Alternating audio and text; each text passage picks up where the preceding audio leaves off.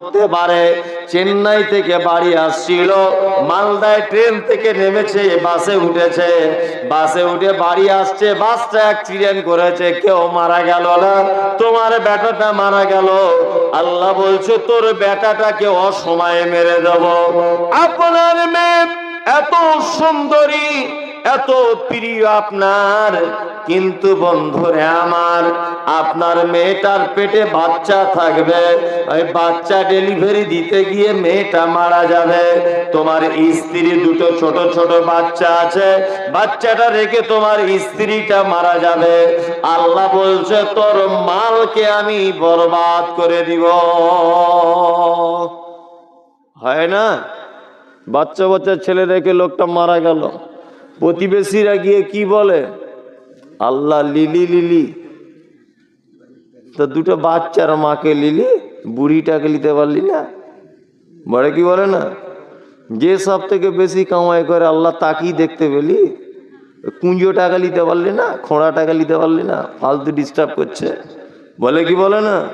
আল্লাহ বলছে না, সব থেকে তোমার যেটা প্রিয় আমি আল্লাহ তোমার কাছ থেকে কেড়ে নিব। ওয়াল আনফুসারাস সামারাত, আর একটা পরীক্ষা হলো তোমার মাঠের ধান পুরু পেকে যাবে, আসমান থেকে তোমার বৃষ্টি বর্ষণ হবে, সাথে সাথে পাথর হবে, তোমার ধানের 12টা বেজে যাবে। আল্লাহ বলছে এটা আমার পরীক্ষা। তোমার গাছের আম পেকেছে, পেকে লাল হয়ে আছে, কাল বৈশাখের কুজ্ঝটিকার দিনে এত জোরে আমি হাওয়া বইয়ে দেব যে তোমার আমের 12টা বেজে যাবে। তোমার জমিতে ভুট্টা আছে, তোমার ভুট্টাটা পেকে গেছে, এমন ঝড় দিয়ে দিব তোমার ভুট্টার জমির ভুট্টার 12টা বেজে যাবে। আল্লাহ বলেছেন এই 4টে জিনিসের তোমার পরীক্ষা করব। ওয়াবাশশিরিস সাবিরিন, এই 4টে ব্যাপারে আল্লাহ নবীকে ডেকে বলছেন, নবী তারা যদি ধৈর্য ধারণ করে তাহলে আমি আল্লাহ তাদের জন্য সুসংবাদ দিয়ে দিলাম, তাদের জন্য সুসংবাদ। আর আল্লাহর সুসংবাদ মানে জান্নাত ছাড়া আর কিছু নয়। জান্নাত ছাড়া আর কিছু, আল্লাহ সুসংবাদ মানে পরীক্ষায় পাস করতে পারবো? পারবো? পরীক্ষায় পাস করতে পেরেছি যে মাস্ক পরে ঘুরছি দিন রাত, আর কেউ ধারে পাশে গেলে এই আসিস না, আসিস আসিস আসিস, গায়ে গা লেগে যাবে। যে আল্লাহ এখানে বলছো অবাশশিরিস সাবিরিন, ধৈর্য ধরা লাগবে, যত ভয় লাগুক তোমাকে এই কথা বলা লাগবে, আল্লাহ যেটা করবে ওটাই চূড়ান্ত। মাঠের পাকা ধান পড়ে গেছে, আলহামদুলিল্লাহ। বড় বেটাটা মারা গেছে, আলহামদুলিল্লাহ, আল্লাহ নিশ্চয়ই তুমি কিছু ভালো বুঝেছো তাই বেটাটাকে মেরে দিয়েছো। কি বুঝি, বুঝতে পারছেন না? বেটা মরে গেলে আলহামদুলিল্লাহ বলা যায়? বলা যায়? কখনো যাবে না। কিন্তু বিশ্ব নবী তিনি বলছেন খাইরিহি ওয়া শাররিহি মিনাল্লাহি তাআলা, ভালো মন্দ যা কিছু তোমার হবে কার উপরে ভরসা রাখবে? কার? আল্লাহর উপরে ভরসা রাখবে। ভরসা আছে? আপনার স্ত্রী ছাদের উপরে ধান শুকাতে দিয়েছে, ধান শুকিয়ে রেডি, 5 মিনিটের মধ্যে ধানটা বস্তাতে ভরা যাবে, সেই সময়তে বৃষ্টি শুরু হয়েছে। আপনার স্ত্রী মুখের দিকে দেখবেন ও মোটামুটি 4-5 রকম ভাষাতে গাল দিবে। আল্লাহ তোমার চোখ নাই? হ্যাঁ, আমার উপরে তোমার এত হিংসা, আমি ধানটা শুকাতে দিলাম আর তুমি পানি দিয়ে দিলে। ওই লেগে তো মাদ্রাসা মসজিদে দান টান করি না, ওই লেগে তো মাদ্রাসা মসজিদে টাকা দিই না। তুমি আমায় 12টা বাজিয়েছো, আমি দেবো না টাকা? বলে কি বলে না? বলে। তোমাকে আল্লাহর উপরে ভরসা কি করা লাগবে। আমরা কেমন ভরসা করছি? আমাদের ভরসাটা বলি। একটা লোক মাঠে খাবার নিয়ে গেছে, বুঝলেন? মাঠে খাবার নিয়ে গেছে, রুটি তার বাপের জন্য, তা তার বাপ নাঙল বহাইছে। এখন কাক এখন একটা রুটি নিয়ে পালিয়েছে। এখন এরা বাপ বেটা দুজনা লাঠি নিয়ে কাকের পিছনে পিছনে ছুটছে। যে ডালে কাকটা খেতে বসেছে ওই ডালে ইট মারছে, যেখানে গিয়ে বসছে ওইখানেই ছুটছে। মানে কাকের 12টা কাকও ভাবছে যে এমন এক চামারের বেটা চামারের রুটি নিয়েছি যে বসে একটু খাবো, এইটারও ফুসরাত দেয় না। বাপ বেটা দুজনেতে কাকের পিছে পিছে ছুটছে। যখন কাককে নিজের আয়ত্তের বাইরে চলে গেল, তখন এরা বাপ বেটা বলছে, যা যা যা, পেলাম না, আল্লাহ রাস্তায় দিয়ে দিলাম। কে বুঝলেন? যদি ধরতে পারতো তাহলে ওর 12টা বাজিয়ে দিত, ওর কলিজাটা চিবিয়ে খেয়ে নিত মোটামুটি। যখন ওরা নাগালের বাইরে চলে গেল, তখন কি বলছে, যা যা যা, আল্লাহ রাস্তায় দিয়ে দিলাম তোকে। আমরা আল্লাহর উপরে ভরসা কেমন করি? পেটে যন্ত্রণা হয়েছে, এখান থেকে গ্রামের ডাক্তারের কাছে গেল, গ্রামের ডাক্তার বলছে হবে না। ইটাহারে গেল, ইটাহার বলছে হবে না, মালদাতে চলে যাও। মালদার ডাক্তার বলছে হবে না, কলকাতায় যাও। কলকাতায় চলে গেল, কলকাতার ডাক্তার বলছে এখানেও হবে না, তুমি ব্যাঙ্গালোরে যাও। ব্যাঙ্গালোরে চলে গেল, সব জায়গাতে ঘুরে এলো, ব্যাঙ্গালোর বলে দিল তোমার এখানেও হবে না, তোমাকে ট্রান্সফার করছি তোমার বাঁশবাগানের কবরস্থানে। তোমাকে কবরে গেলেই রোগ সারবে, আর সারবে না। রুগীর বাড়ির লোককে বলে দিল তোমার বাপ যা খেতে চায় তুমি খাইয়ে দাও, আর মনে হয় বাঁচবে না। এ তখন বাড়ি এসে বলছে আল্লাহ তুমি যা পারবে করো। বড় দুটো খাসি ছাগল কিনে অমুক মাদ্রাসায় শ্রীমন্তপুরে পাঠিয়ে দিয়ে বলছে, হেড মাওলানা আমার বাপ অসুস্থ, আপনি একটু দয়া করে দোয়া করে দিবেন। হেড মাওলানা দোয়া করে, ও রব্বানা যালামনা আনফুসানা, আল্লাহ অমুকের বাপকে ভালো করে দাও না। আল্লাহ উপর থেকে বলে, হেড মাওলানা মেন ব্যাপার তো তুমিও জানো না। প্রথমে গ্রামের ডাক্তার, তারপরে ইটাহারের ডাক্তার, তারপরে মালদার ডাক্তার, তারপরে কলকাতার, তারপরে ব্যাঙ্গালোরে, তারপরে কবরস্থানে রিটার্ন করেছে। এখন মাদ্রাসায় খাসি দিয়ে আর ওকে আটকানো যাবে না।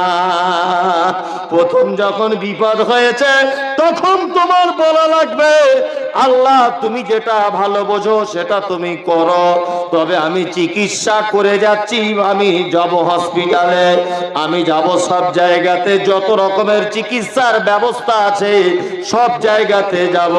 কিন্তু আল্লাহ তুমি ইচ্ছা করলে ভালো করতে পারো, আর তুমি যদি ইচ্ছা না করো পৃথিবীর কেউ ভালো করতে পারবে না। পারবে? সব বাজারে ঘুরে আসার পরে বলছে আল্লাহ তুই যেটা ভালো বুঝবি এবার কর। আল্লাহর কি দায় পড়ে গেছে তোমার মতো লোককে ভালো করার লেগে? প্রথমে তুমি বলতে পারতে। আর একটা কথা বলে রাখছি, শুনে রেখে দেন, এটা আমার জীবনের বাস্তব ঘটনা। পরীক্ষা করে নিবেন, যখনই দেখবেন হসপিটালে মেয়েটা ভর্তি আছে, ডাক্তার বলছে বাচ্চাটা আড়াআড়ি লেগে গেছে, নয় বাচ্চা বাঁচবে না, নয় আপনার বেটি বাঁচবে না, কিচ্ছু করার দরকার নেই, একদম সঙ্গে সঙ্গে বাড়িতে ফোন করে বলে দেন আপনার ভাইকে, ভাই হসপিটালে বিপদে পড়েছি, তাড়াতাড়ি একটা সাদকা করে দে, একটা মুরগি কিনে তাড়াতাড়ি কোনো গরিব মানুষকে গিয়ে দিয়ে আসুন, বা কোনো মাদ্রাসায় গিয়ে দিয়ে আসুন।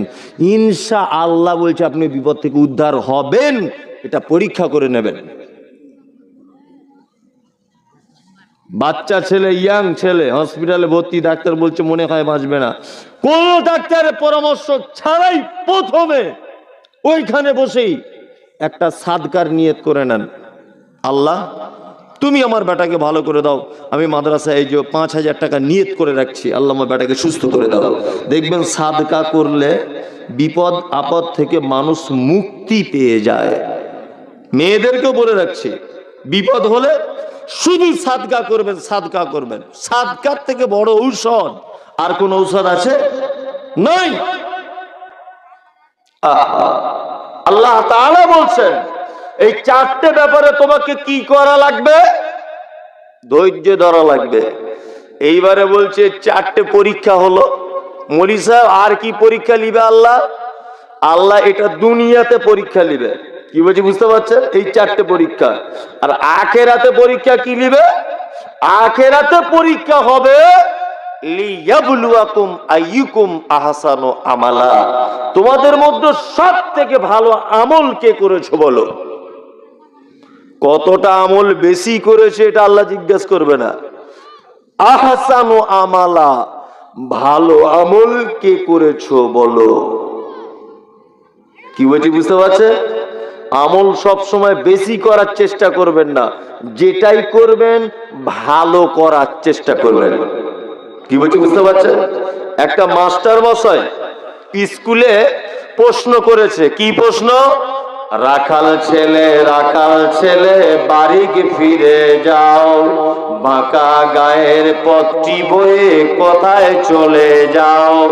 ওই সে দূরে মাঠের পরে সবুজ ঘেরা গা, কলার পাতায় দোলার চামচ শিশির ধোয়া পা। এই কবিতাটি তুমি 8 লাইন মুখস্থ লেখো। মাস্টার কবিতার লাইন বলে দিয়েছে 8টা। গুটি 6 পায়রা, গুটি কত হাসরে, আমাদের ঘরে করে একসাথে বাসরে। আসে কাক এক ঝাঁক করে খুব হাঁক ডাক, কোকিলের কনসট চুম্বিত যাসরে। এই কবিতা 8 লাইন লেখো। বলতে পারো বড় মানুষ মোটর কেন চড়বে, গরিব কেন সেই মোটরের তলায় চাপা পড়বে। ধনির বাড়ির ভোজের পাতে ফেলে লুচি মিষ্টি, গরিবেরা পায় খোলাম কুচি, একই অনাসৃষ্টি। ধনির মেয়ের দামি পুতুল, হরেক রকম খেলনা, গরিবের মেয়ে পায় না আদর, সবার কাছে ফেলনা। বলতে পারো ধনির বাড়ি তৈরি যারা করছে, কুঁড়ে ঘরে তারাই কেন মাছির মতো মরছে। বলতে পারো ধনির মুখে যারা যোগায় খাদ্য, গরিব ধনির পায়ের তলায় তারা থাকতে কেন বাধ্য।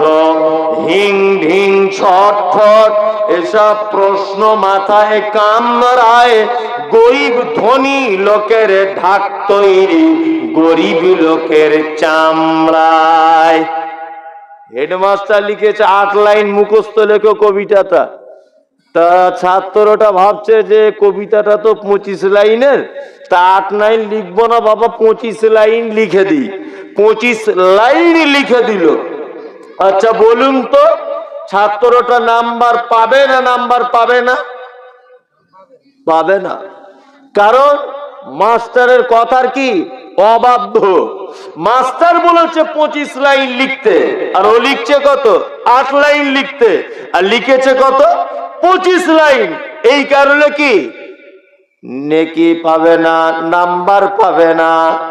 বন্ধুরা আমার, আল্লাহ তাআলার নবী অনুরূপ ভাবে বলেছেন, শুনে নাও। আল্লাহ নিজে বলেছেন, ওয়া আমিলাতুন নাসিবা তাসলা নারান হামিয়া। এক শ্রেণীর মানুষ তারা আমল করবে, আমল করতে করতে তারা ক্লান্ত হয়ে যাবে। আমি আল্লাহ তারপরেও তাদেরকে ধরে যেন জাহান্নামের মধ্যে দিয়ে দিব।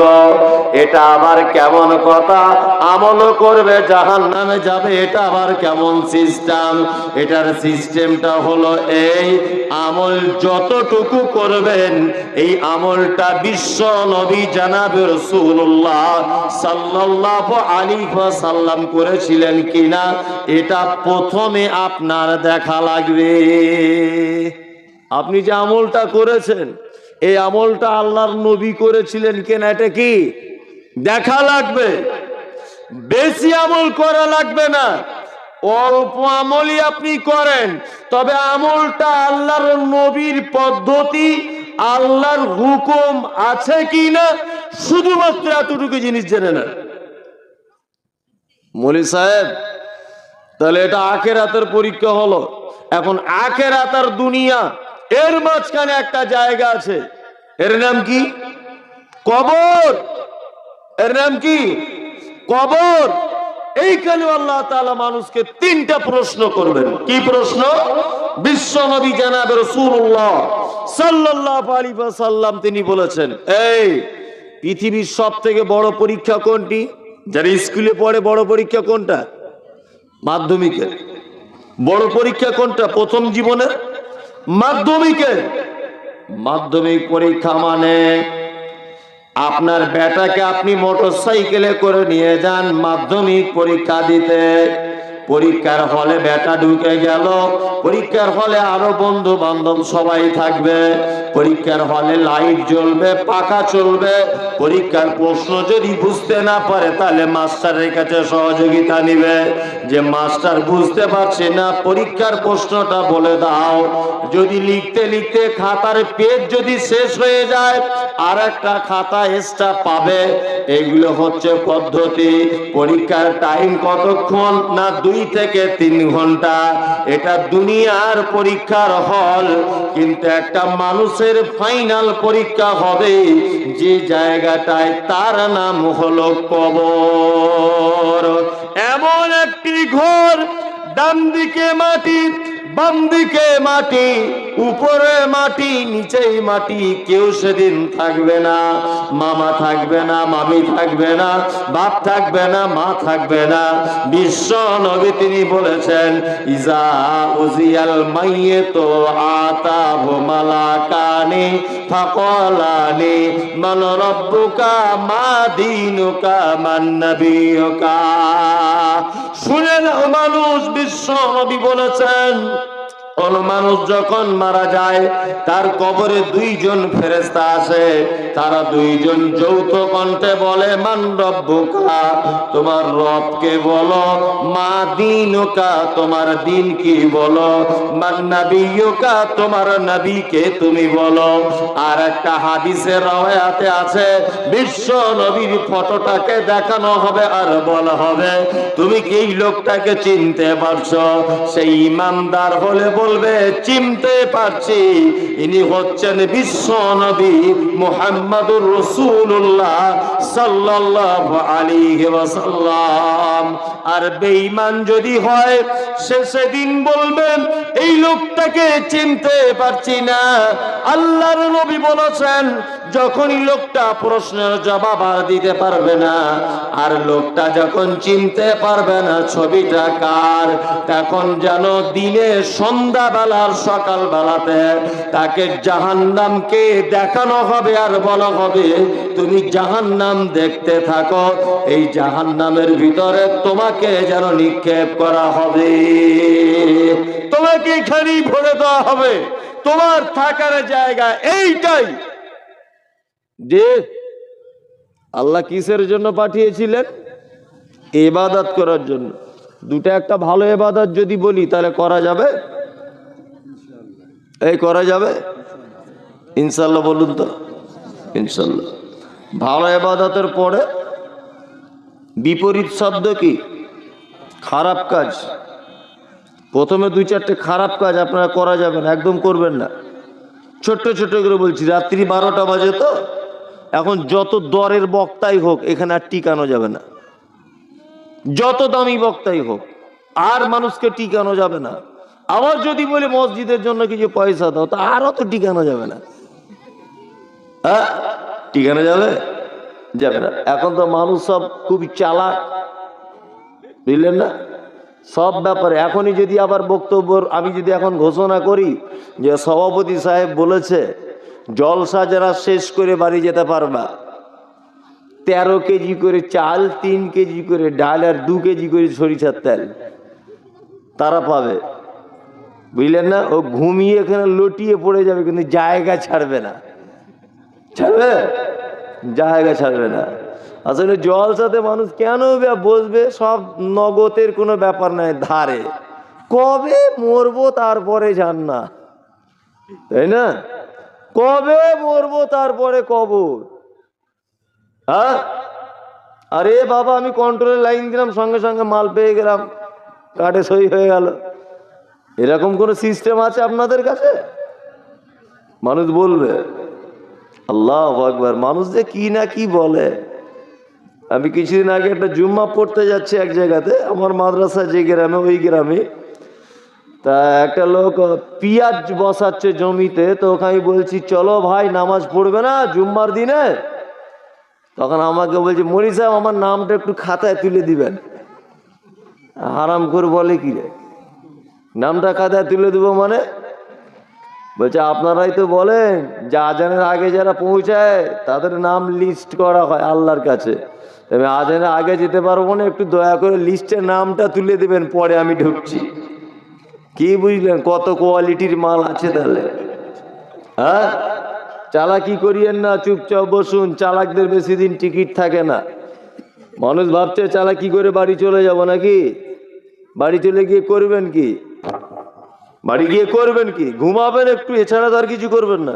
তো এখানে 10 মিনিট বসুন না, দুটো একটা হাদিস কোরআন শুনি না আমরা, আপনার কিছু উপকার হোক, আমার কিছু হোক, বুঝলেন না? বলছি শুনুন, দুটা বাচ্চা ছেলে কমলা লেবু চুরি করেছে একজনের বাগানে। এখন চুরি করেছে 2 ব্যাগ। এখন দুজনা বলছে এক অপরকে, আরে কোথায় ভাগ করবি? চুরি করেছে দুজনে একসঙ্গে, তাহলে ভাগ করে নিতে হবে তো। তখন বলছে এক কাজ কর, ফটিকদের গোয়াল ঘরে চল। বলছে না, ফটিকের মা খুব হুঁশিয়ার, ধরে ফেলবে। তাহলে কোথায় যাবি? তো বলছে অমুকদের খামারে চল। বলছে না, ধরে ফেলবে। আর একটা ছেলে ওর মধ্যে একটু বুদ্ধিমান, ও তখন বলছে এক কাজ কর, তাহলে কবরস্থানে চল। মরা মানুষ আছে, কেউ বাবা বুঝতে পারবে না, জানতে পারবে না, কবরস্থানে চল। নিয়ে কমলা লেবুর ব্যাগ দুটো নিয়ে কবরস্থানের, এখন তো মমতা সরকার কবরস্থান ঘিরে দিচ্ছে, দেখেছেন তো? এখন ওই গেটে ঢোকার সময়তে 2টা কমলা লেবু পড়ে গেছে। এখন ওরা কুড়ানোর টাইম পায়নি, বলছে এই দুটো আছে থাক, আগে ব্যাগের গুলো ভাগ করি। ব্যাগের গুলো ভাগ করছে, এটা তোর, এটা আমার, এটা আমার, এটা তোর, এটা তোর, এটা আমার, এটা আমার, এটা তোর, ভাগ করছে। পাকাটা আমার, কাঁচাটা তোর, এ পাকাটা আমার, এই কাঁচাটা তোর, ভাগ করছে। কবরস্থানের সাইডে জঙ্গলের ভিতরে ফিস ফিস ফিস ফিস করে আওয়াজ হচ্ছে। এখন ওদের গ্রামে একটা মাতাল ছিল, বুঝলেন? সে মদটা খেয়ে রাস্তা দিয়ে টলতে টলতে ওই রাস্তা দিয়েই যাচ্ছিল। এখন মাতাল, ওর কানে এই আওয়াজটা আসছে, এটা তোর, এটা আমার, এটা আমার, এটা তোর, ওই মালটা তোর, এই মালটা আমার। এ তখন ভাবছে হয়তো কবরস্থানে আমাদের মরা মানুষগুলো মনে ভাগ হচ্ছে, কেউ মনে করছে। ও চট করে ইমাম সাহেবের কাছে গেছে। মাতাল হলে কি হবে, বুদ্ধি খুব, বুঝলেন না? মাতালের বুদ্ধি আছে। ইমাম সাহেবকে গিয়ে বলছি, ইমাম সাহেব ভাই এসে ভাই সর্বনাশ হয়ে গেল। বলছে কি? বলছে জান্নাতের মাল আর জান্নাত থেকে আর জাহান্নাম থেকে মনে হয় গাড়ি নিয়ে কবরস্থানে মরা মানুষগুলো ভাগ চলছে। আল্লাহর কসম বলছে, আমি এই মাত্র শুনে এলাম, আমার নানির কসম। আমার আব্বা মরেছে 4-5 দিন আগে, আমার আব্বা যেন একটু জান্নাতের গাড়িতে উঠতে পারে, আপনি একটু চলুন না। ইমাম সাহেব দেখছে এই একটা সুযোগ। মাতাল তো মিছে কথা বলছে, ও ভাবছে এর তো টোটালি মিথ্যা কথা, মরা মানুষ আবার ভাগ হয়। ইমাম সাহেব চালাকি করে বলছে, ভাই 500 টাকা দাও, তোমার বাপের লেগে দোয়া করে দেবো। আর মাতাল দেখছি যদি 500 টাকা দিয়ে যদি বাপ জান্নাতের গাড়িতে ওঠে, 500 টাকা দিয়েই দিই। সে 500 টাকা দিয়ে দিয়েছে। মাতাল আর ওই ইমাম সাহেব দুজনে এখন এই মসজিদের গেটের সামনে যখন গেছে, এখন ইমাম সাহেব ভাবছে সত্যি তো তাই, আওয়াজ কিন্তু হচ্ছে এটা তোর, এটা আমার। ইমাম সাহেব ঘাবড়ে গেছে যে এটা কেমন কথা, বুঝলেন না? ইমাম সাহেব দোয়া করছে, রব্বানা আতেনা, আল্লাহ যা পারে হোক, কিন্তু 500 টাকা ঝেড়ে নিয়েছি, মাতালের বাপকে তুমি জান্নাতের গাড়িতে তুলে দাও না। দোয়া চলছে। আর সেই সময় ভিতর থেকে একজন বলছে, এইগুলো হলো গেটের মাল দুটো কার? আর গেটের মাল দুটো মানে এই যে দুটো কমলা লেবু পড়েছিল, বলছে এবারে গেটের দুটো ধর। যেই বলেছে গেটের দুটো ধর, ইমাম সাহেব ভাবছে তাহলে চলো আমাদের দিকে আসছে। না, ইমাম সাহেব লুঙ্গি খুলে ছুটছে মাঠে মাঠে, আর মাতাল দুজনাতে। কঠিন ব্যাপার। দুইজনাতেই ছুটছে। মানে যেই বলেছে গেটের মাল দুটো কার, যেই বলেছে তখন ইমাম সাহেব ভাবছে এবার ঘটনা কিছু ঘটছে। আহা, চালাকি বেশি করিয়েন না। আপনাদের দিকে এঁড়ে গরু বুঝেন? তাই এঁড়ে গরু বুঝেন? বুঝেন তো? এঁড়ে গরু আমাদের দিকে ওই দেখবেন যেগুলো খুব বদমাইশ হয় না, এঁড়ে গরু, ওর মালিকগুলো এই গলাতে দেখবেন একটা করে ছোট বাঁশ ঝুলিয়ে দেয়, দেখেছেন? দিলে দেয়। বাঁশটা দেয় কেন? বাঁশটা দেয় এই কারণে যাতে আর বদমাইশি করতে না পারে। আহা, আপনি কি ভাবছেন কালকে ছেঁড়া প্যান্ট পরে ঘুরতেন, আন্ডার প্যান্ট পরে,